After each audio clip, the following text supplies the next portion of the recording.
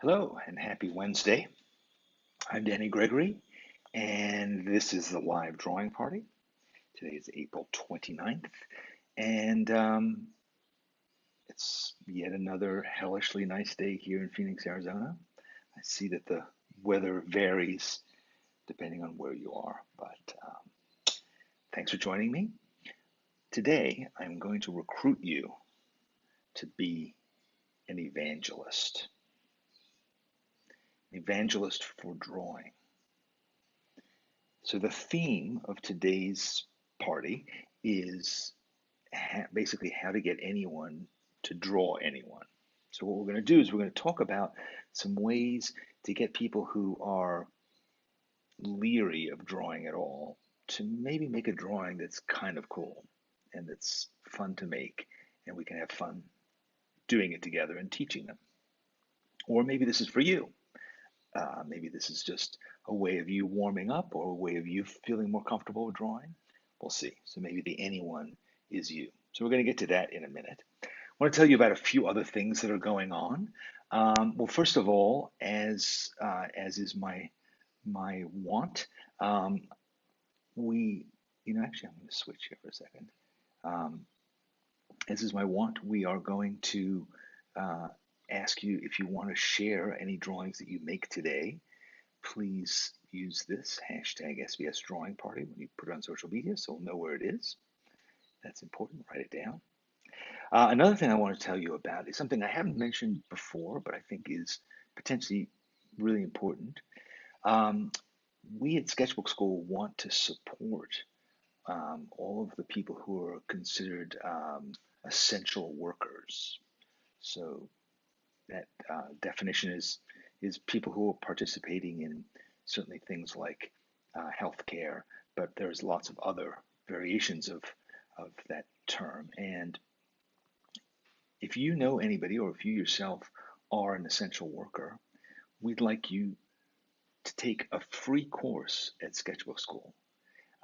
And there are details about it here at the what we call the Coronavirus Creativity Guide, which is something I've mentioned before, which is a terrific resource that we've been building at sketchbookschool.com. And it contains all kinds of stuff like this live drawing party, like tips, like other videos you can watch, things you can download, and there's also information about this essential worker program that we have put out there. So if you or somebody you know fits that category and feels like learning to draw or starting to draw or continuing to draw would be a great help and support, you know, going through the stressful jobs that essential workers have.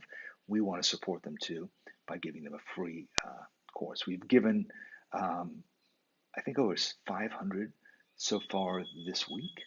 So there's a lot of people who need this, and we want to support them and give it to them. So please go there, and you might, even if you're not an essential worker, you might find other things that are useful in helping you. So please go and check that out. All right, what else do I have to tell you about today? Oh yes, and also while you're at sketchbookschool.com, go to /Danny's hyphen list and sign up for this quasi newsletter, I guess it is, that I've been working on, where I'll send you essays and ideas, thought starters, challenges, kind of a written version in some ways of what we're doing here at the live drawing party. So as I'm sitting around musing, beard stroking, pipe smoking, I don't have a beard or a pipe, but you know what I mean. As I'm thinking of stuff, I'm writing it down. I'm writing essays, and I'm sending them out to anybody who is on my list. So go there, add your name to it, and I will send you some cool stuff. Okay. And finally, I also want to remind you about the brush and line, our watercolor and ink workshop with Omar that we've talked about before, but you can also sign up for that. It's coming up in a couple weeks. It's going to be an incredible live event where we're going to teach you a technique that I think is going to really change how you think about drawing and watercoloring. So I would urge you to go and look at that. So lots of stuff going on, and all of it can be found at sketchbookschool.com. a fantastic hub of the sprawling Sketchbook School media empire. So thank you all for joining me today. Emanuela in Italy, and David in Minnesota, and Renata, and various other people. So as I mentioned, today is going to be about learning a really simple technique that allows you to draw people and to use your imagination. And it's something that you can use to introduce to other people who are afraid of drawing or think they have no talent for drawing. And this can be kind of an icebreaker um, for them. So here we go. I'm going to go over here and I'm going to introduce my trusty iPad. Um, now you don't need to use an iPad for this. For those of you who are interested in technology, I'm using a giant iPad. I'm using Procreate. I'm using various tools. It doesn't really matter. None of that matters. What you can do with what we're about to do, you can do with a marker, a ballpoint pen, a pencil, uh, an old grocery bag. It doesn't really matter. All right, guys. So one of the things when it comes to drawing people, a lot of people say they can't even draw a stick figure. Let's draw a stick figure and see how hard is that. Okay, so there's a stick figure. Right, we're all familiar with this guy, the stick figure. So what is it about the stick figure? It sort of represents a person, but it's also a person in a completely inexpressive, um, wooden, frozen kind of place. I'm surprised when people say they can't draw this. I'm not quite sure why you wouldn't be able to. It's basically an O, a T, and an upside down V. So if you can write those letters, O, T, upside down V with some feet, you can draw a stick figure. But, um, I mean, and you can sort of give it a face, but it's still, I don't think any of us consider that to be drawing, and we don't really know where to go with it. It's not really um, expressive or what we want. So let's get rid of him. Come on. All right. It's going to be hard.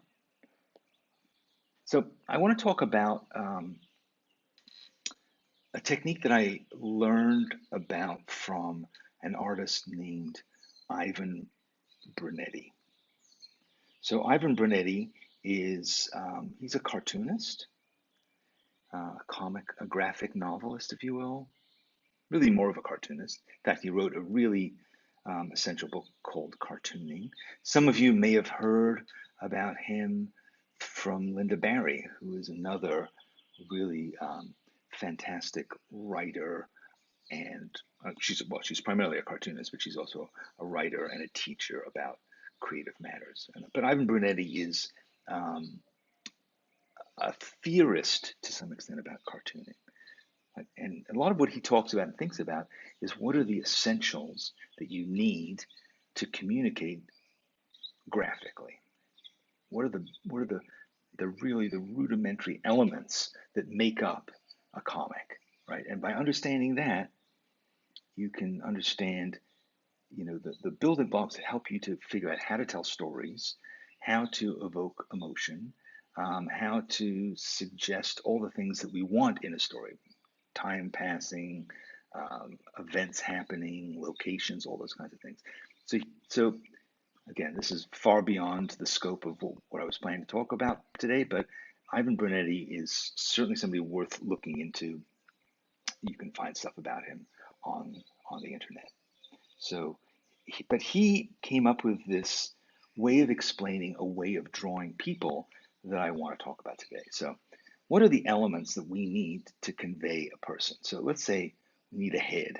Let's make it a nice big head. Why? Because we want to have room for emotion.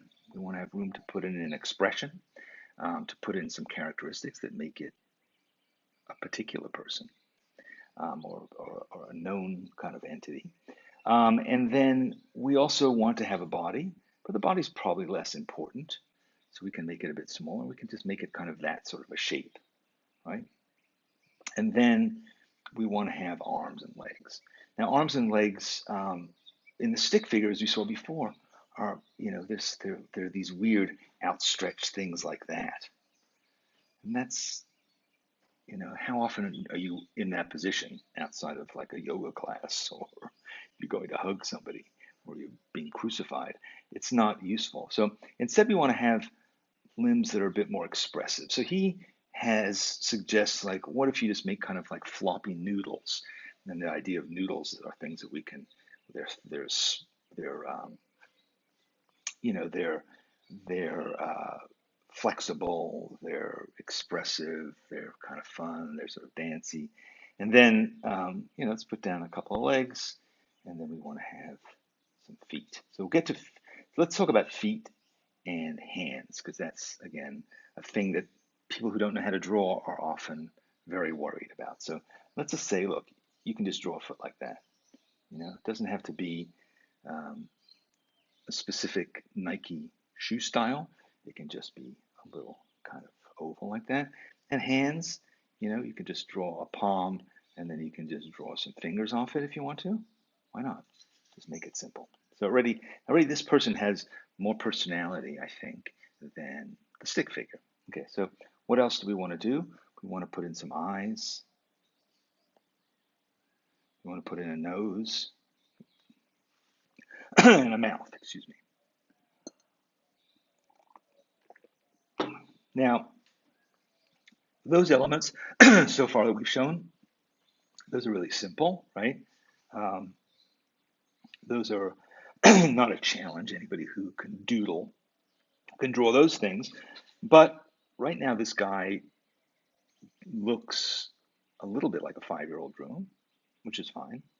Um, but let's see if we can figure out ways to individualize him. Okay?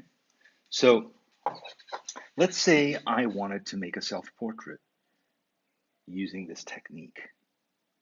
And again, if you go and speak to somebody who's a brand new drawer who's never drawn before, the idea of doing a self-portrait seems terrifying. But let's break it down and see if we can make it simple.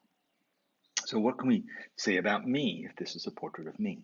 Well, I might say, you know what, I'm going to put in these eyes, and then I'm going to make glasses.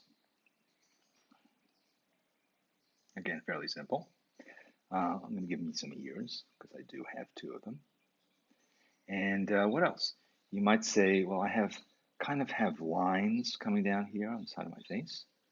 So that might make it, and I have a little thing there. All right, so it's starting to look a bit more like me.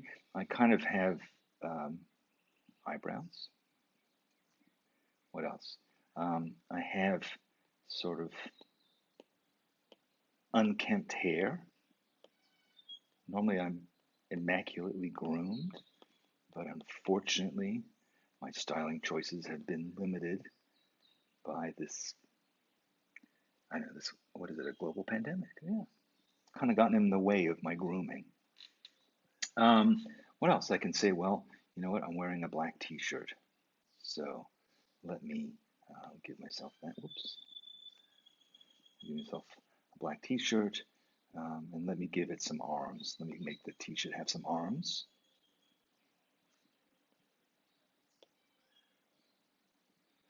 And what else? I am wearing pants. You can't see them now, but let's say I want to indicate that I'm wearing shorts because it's hot here. And, maybe, if I wanted to, I'm not going to get too heavily into coloring things in, but let's just say, for the sake of illustration, I want to color these in. And, you might want to do the same. So therefore, I'm showing, okay, this is what I'm wearing today. And it's pretty simple to draw. What else? So this is kind of like a very rudimentary me, but I think as you can see, like even if you've never drawn before, you could do this thing that looks like a self-portrait. Okay. So now what are we going to do? We're going to say, well, um, let's see if we can start to create some characters using this. So let's say we wanted to take me and we wanted to start me again. And this time we wanted to, I'm going to draw me again. Let me just make it a bit fatter. Um, Draw me again. I'm going to draw that body shape. Well, body shape could be a bit lumpier. And I'm going to draw some legs. I'm going to draw my hands. But let's say, and then this time I'm going to draw myself looking to the side. So simple enough. There I am. And, I have my eyebrows. I have my ear. And put a little question mark in there. Now it looks like an ear canal. Um, Here's my hands. But it's not me, the guy sitting here. It's me, the cowboy version. So, again, in the interest of playing, we can say, all right, let's make him into a cowboy. And, what would that be like? Maybe I want to erase this part of his head so that it's more, there we go. And, I just want to think about like, well, what else can he's kind of in a cowboy stance, let's say. So let's give him, um, you know, guns, as cowboys are wont to have, and a big buckle. And maybe he has one of those weird shirts that cowboys would wear that are kind of like chef shirts. Am I making this up? He's a little bit like a bobby, like a British policeman. Um, but yeah, so and then I want to give him cowboy boots. So now what I'm able to do is I'm starting to tell a story with these drawings, right?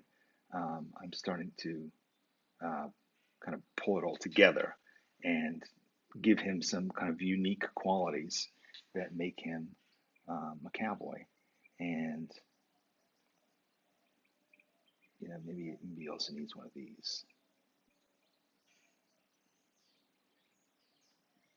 So this simple technique, again, it doesn't look necessarily. Oh, I know what he needs chaps. Then it looks like he hasn't shaven his fat legs for a while, but let's just say that he has those chaps and tassels. So um, if you can go to a person who's apprehensive about drawing and just say, well, let's start to play around with these kinds of elements, it allows you to just kind of break it down, just break down the anxiety that we might have about drawing, and so it allows you to start to express yourself creatively and to realize like how great it is to be able um, to play this way, and that's what drawing can be, is it can be playful. It doesn't have to be grimly serious and difficult. So let's say I want to do an astronaut version of me. What would that be like? So maybe I'm wearing some kind of a helmet and have some sort of various.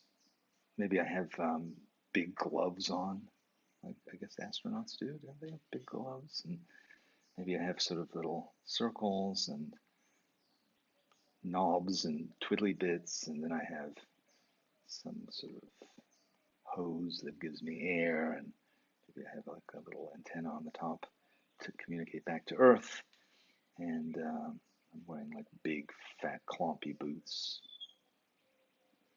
and maybe I have my spaceship over here,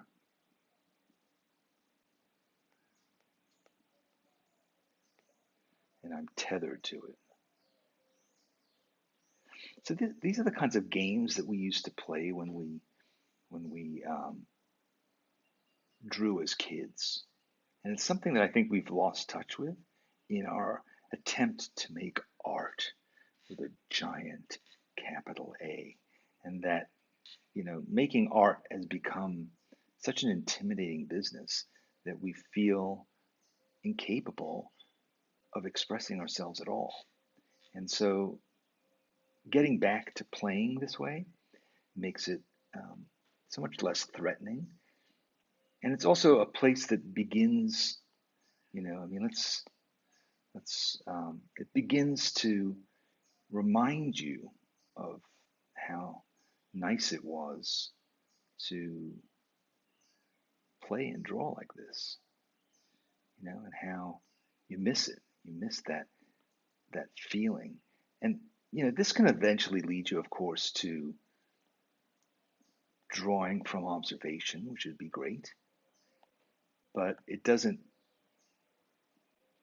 seem like such a high barrier to get to, right? Um, because when you think about drawing from reality, from observation, the very first things you do are going to be disappointing because it's a brand new skill, and you don't feel comfortable, you haven't learned the rules, and it's easy to feel overwhelmed and to give up. And instead of doing the practicing that's required to gain some sense of confidence, so if you play around with things like this, and you say, okay, I can do this, I can make a funny character, and it's just a game. It's not a profession. It's not, it's not something scary.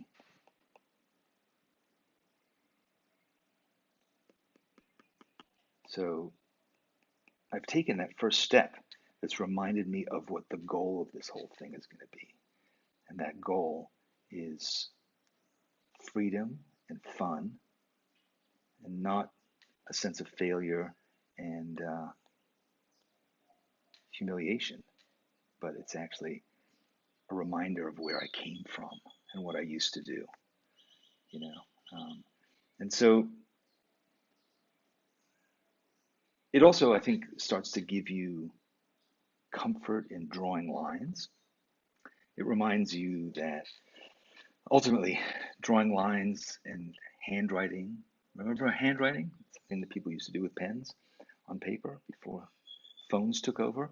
That those pleasures are within reach, and they are something that you can get back to if you give yourself the chance. And so, what I would say to you is if you already know all this and you're like, yeah, yeah, yeah, I got it, um, then maybe you can go out and you can evangelize for drawing and you can say, hey, friend, relative, spouse, neighbor, why not draw with me and let's see, if you're able to actually do something surprising, something that will surprise yourself.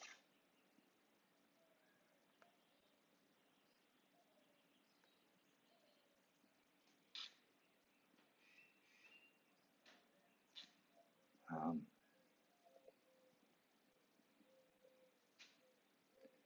so, and again, this is a long shot, I think, from the stick figure. It is, after all, Batman. And how bad could that be? But also, once you start to kind of develop characters like this, then you can say, all right, I now know how to draw this body. So let me play around with other things I can do with this character, so I can start to tell a story with him, and make up something completely new.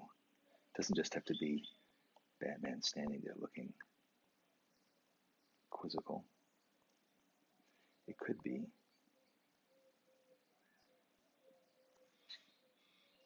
Batman at the supermarket looking for toilet paper. So you could tell a story about Batman because now you've got this basic tool.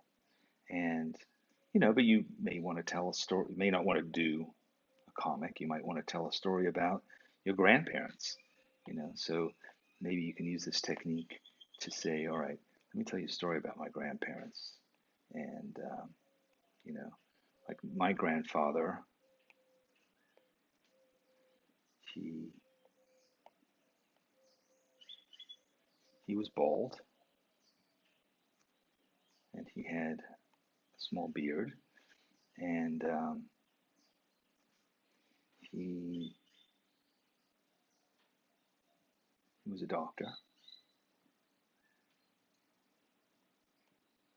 Give him a stethoscope.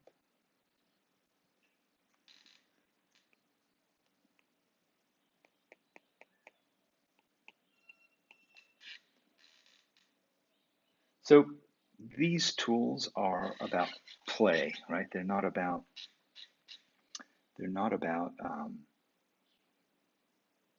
professionalism. They're not about again art museums and galleries and auctions. They're on a different continuum, and that's a continuum that we are reminded of because we did this long ago. We played, we played when we were small, and we played with art making.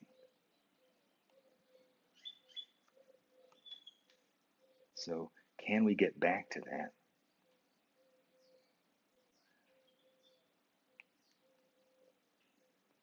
And just start doing it for the sake of it. Because again, one of the things that we knew as kids was that drawing and art making was a fun game. It was a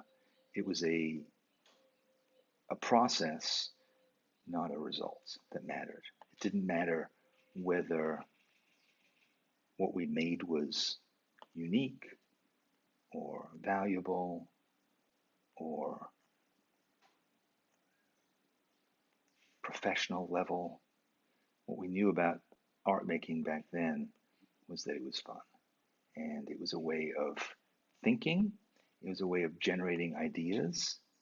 It was, it was natural. It felt like what we think, we just knew how to do it. And so, um, can we get back to that in our art making? Because I guarantee you that if you are able to achieve this relationship with art making, it will allow you to make the kind of progress that um, allows you to do really good art, good drawings, good art. It allow you to draw from representation because you won't be in this internal struggle about the quality of what you're doing. You will be constantly reminded of the reason that you're doing this is because you enjoy it, because you're learning something from it. And it's a way of passing time. The drawing is a perfectly legitimate thing to do just for the sake of doing it. It's as acceptable as playing a video game. It's as acceptable as watching TV or going on Facebook. It can just be that. It can just be a thing that you do um, because you like it, and that's allowed. And if you do that on a regular basis, what happens is you get to be more fluid with it.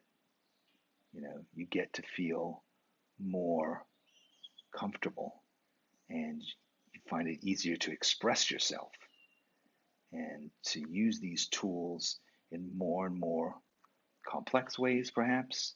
Um, and you become more and more comfortable with the idea of being an artist. instead of just uh, being a bystander, and you say to yourself, like, yeah, I can do that. Why not? Let me just continue to experiment because, again, your motivation for doing it is clear to you and isn't about an internal struggle about the quality of what you're doing. It's about being who you are and passing the time, you know? So, yeah, this is what I've been thinking about. And I think that you have the opportunity to use these tools to convince more people about this. I mean, this is the reason that I'm here today. This is the reason that I do the things I do, is because I believe in the power that making stuff in this way has to not only create paintings and drawings that you hang on the wall, but to make you feel better, to make you feel more confident, to make you feel more connected to the world around you, to allow you to express your experiences to other people, and that these things come about over time of doing it. It takes focus to do this because these are new skills that you may not have really even thought of using since you were drawing in fifth, first grade or something like that. So many people just never get back to making art, but once you do, you'll realize how natural it is and how happy it can make you feel. So I don't think the way to do it and the way to communicate the value of it is by doing art that blows people away. It's not about saying, "Oh my God, I wish I could draw that. How did you do that? You're so talented." Leaving that result in people just distances them from the possibility of doing it themselves. Or if you say, "Well, yeah, I've been taking classes and doing this for like 30 years."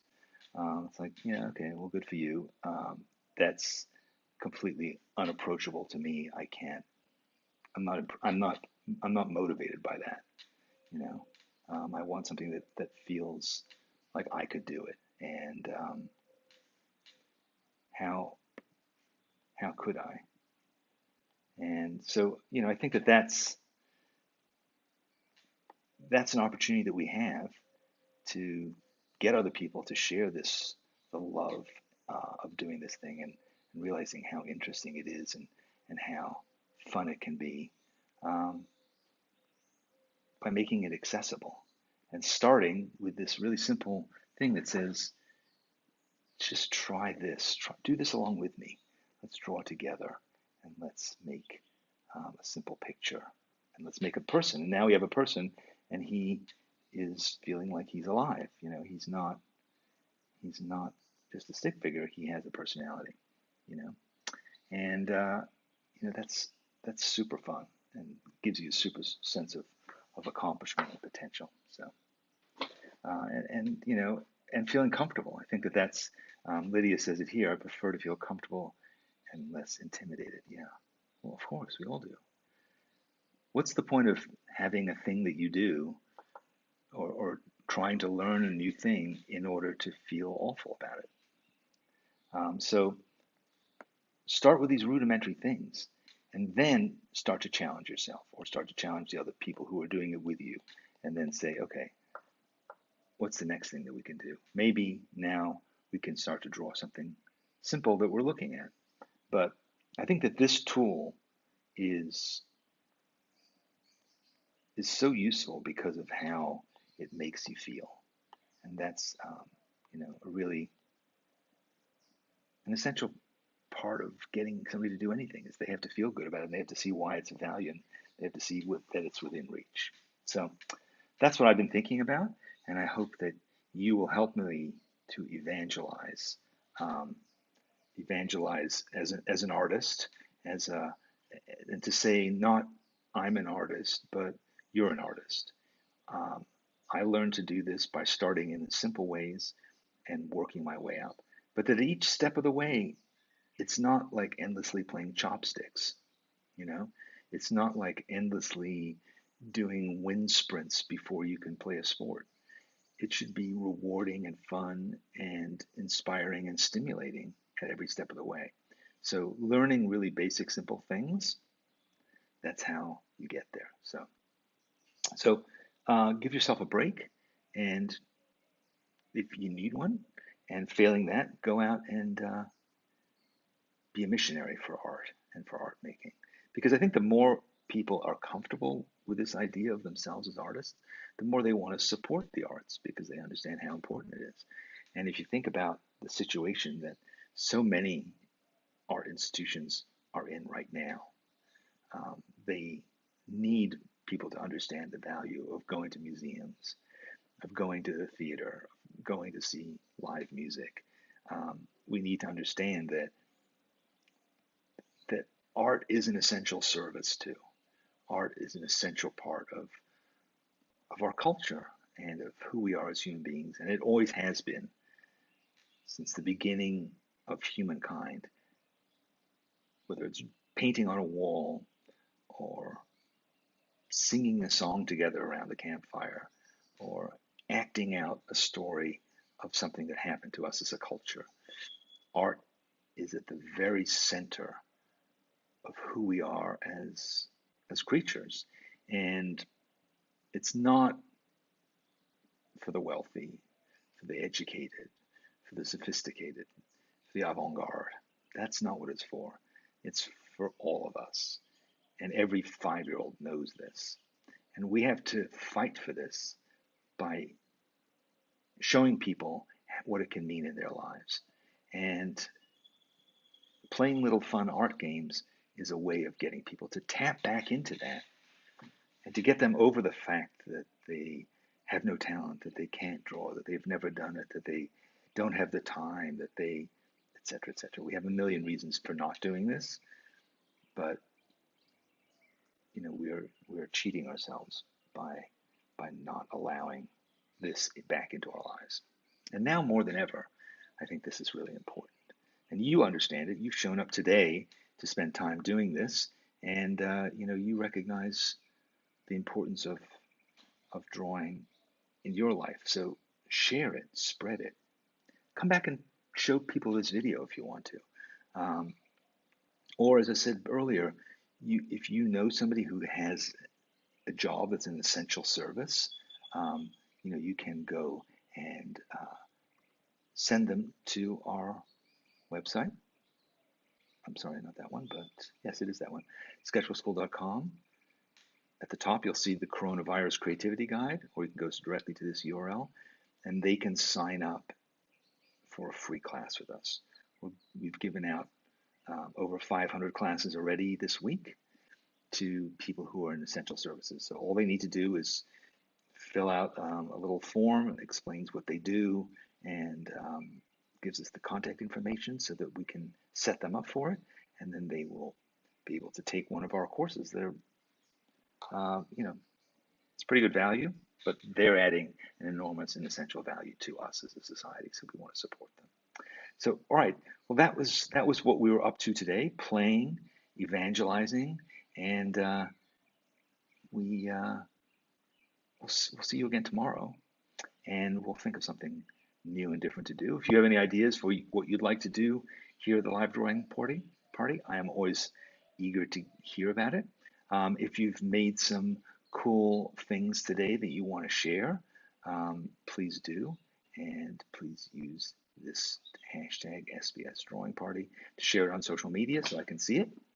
Thanks again for drawing with me today.